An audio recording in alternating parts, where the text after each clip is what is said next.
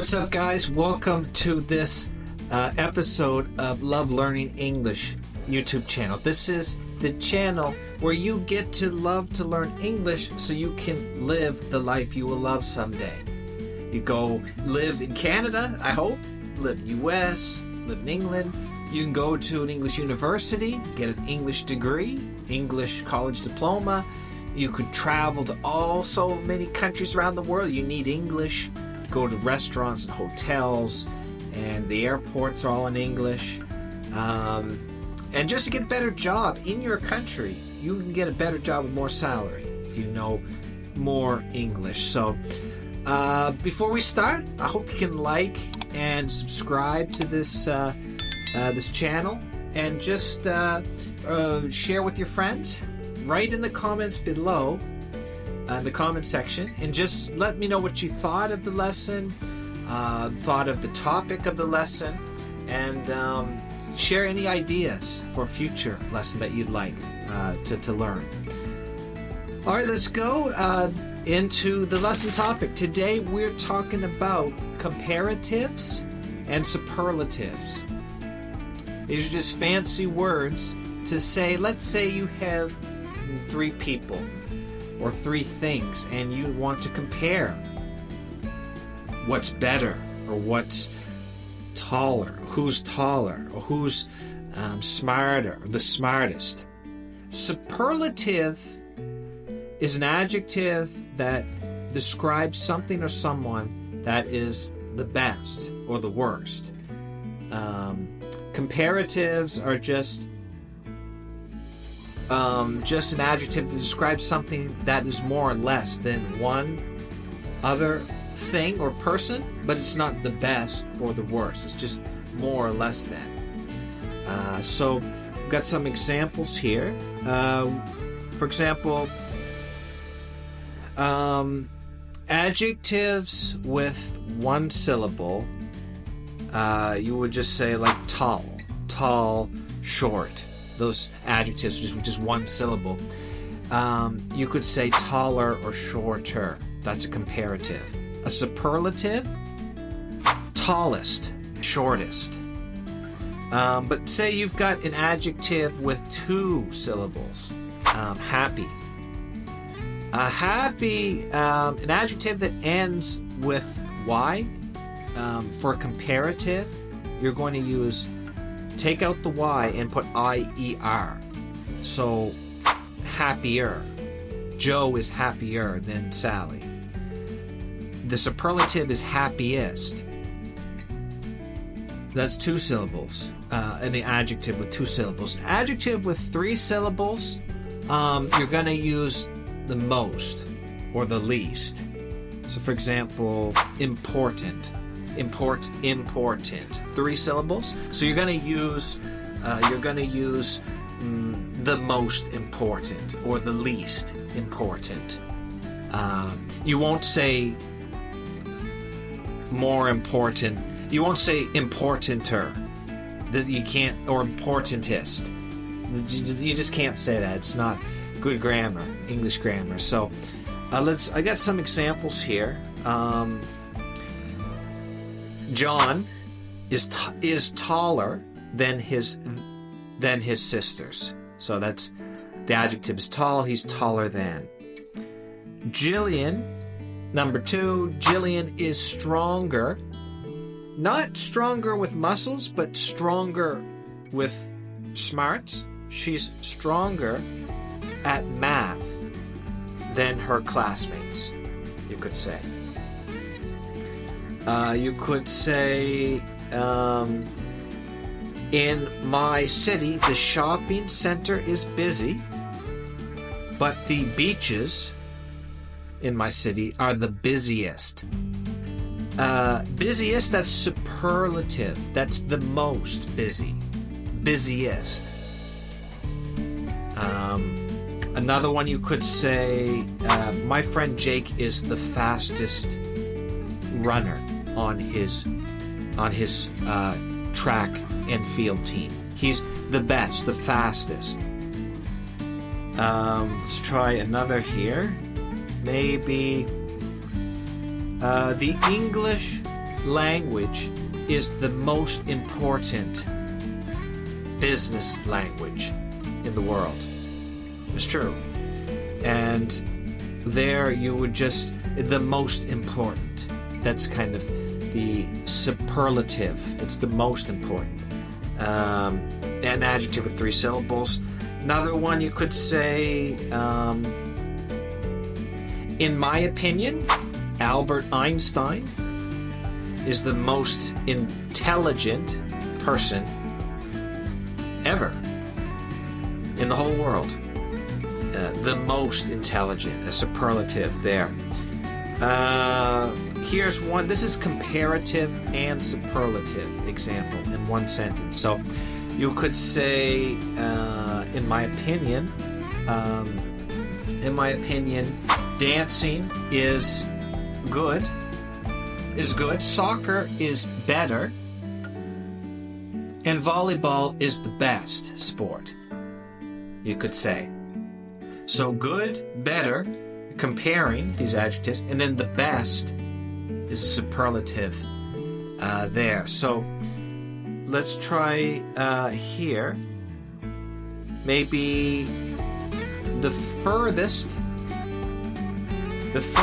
level I reached in a video game was level 9. Farther, or furthest. Furthest you use for not distance like meters, but distance like figurative distance, like in a video game, or like the furthest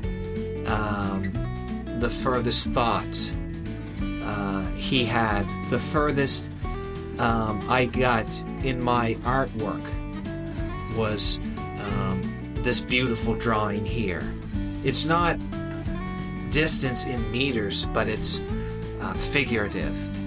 So it's a little harder to understand, but it's something you need to know to describe things that don't have distance, and they are the most, using furthest. So one more here. The farthest. Farthest is the superlative you use for distance, for meters, kilometers. The farthest distance I have run is 6 kilometers. So you could say that. All right, so good job, guys. That's kind of the lesson for today, comparatives and superlatives. Let's go to pronunciation practice, and I want to share with you kind of the R practice, the R sound. So the R, it all depends on the vowel next to the R, the letter R, for the start of the word. So ro, ra, re, ran, re. It all changes kind of the pronunciation. So I have a tongue twister here. Roast rabbit is rarely rated wrongly. Roast rabbit is rarely rated wrongly. This one's actually really hard to say, this next one. Real rock wall, real rock wall, real rock wall. Real rock wall, real rock wall, real rock wall. Try to say that, and that will test your pronunciation with the R sound. Canadian Corner, guys. I just want to share with you about where I live in Canada. It's part of the Atlantic provinces. Atlantic Canada is on the east coast, and it borders the Atlantic Ocean, and so I call it the Atlantic provinces. And they are smaller provinces. Less people live there, and we have Newfoundland and Labrador, Prince Edward Island, New Brunswick, Nova Scotia. I'm from Nova Scotia, and we have an immigration program, kind of a permanent residence visa entrance program specifically for the Atlantic provinces. And this is a beautiful place in Canada. You know, you're around so much ocean, and even if you live in the middle of the province, you're so close to the ocean. People are so friendly here. You know, we've got a few good cities, and you know, nice universities here. The people are very welcoming. It's not like a big city like Toronto, but we have some smaller cities. And if you want, in my opinion, if you want a better chance to come to Canada to immigrate, even to study at an English university in Canada, if you come to the Atlantic provinces and try to enter the Atlantic Canadian immigration program, go on the canada.gc.ca website and learn more about this program, because you'll have a higher chance to come to Canada when you come to smaller, less popular places in Canada. You have a higher chance to live in Canada, so I want to encourage you with that.